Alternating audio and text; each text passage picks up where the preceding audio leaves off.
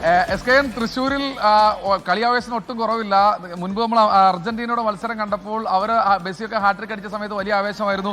ഇതെന്തായാലും ഹാട്രിക് ഇല്ല. Vinicius junior ഒരു ഗോളും ഒരു താരം മറ്റൊരു ഗോളുമാണ് അടിച്ചിരിക്കുന്നത്. എന്തായാലും ഇവിടുത്തെ കളി ഈ ആരാധകർ, ബ്രസീൽ ആരാധകർ വലിയ ആവേശം. എങ്ങനെ എന്ത് തോന്നുന്നു? കളി നല്ല സന്തോഷം. ബ്രസീലിൻ്റെ ഒരു തിരിച്ചുവരവ് വളരെ സന്തോഷം തോന്നുന്നു.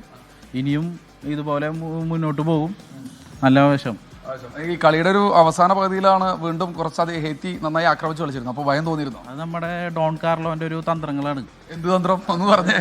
നമ്മൾ ഫസ്റ്റ് ഹാഫിൽ 3 ഗോൾ കളിച്ചു, 3 ഗോൾ അടിച്ചു ജയിച്ചു. പിന്നെ അതൊരു നല്ലൊരു സെറ്റായി എടുക്കാൻ വേണ്ടിയിട്ട് ഇനി വരുന്ന കളികൾക്ക് വേണ്ടിയിട്ടുള്ള ഒരു പ്രാക്ടീസിന് വേണ്ടിയിട്ടുള്ള കളി പോലെ എടുത്താൽ മതി. കുറച്ചധികം താരങ്ങളെ കയറ്റി, വിനീഷ്യസിനെ കയറ്റിയിട്ടൊക്കെ അല്ലേ? അതെ അതെ. ഈ നമ്മുടെ സുൽത്താൻ തിരിച്ചു വരും. അപ്പൊ അത് വരുമോ? അതാണ് എല്ലാവരും പ്രതീക്ഷിക്കുന്നത്.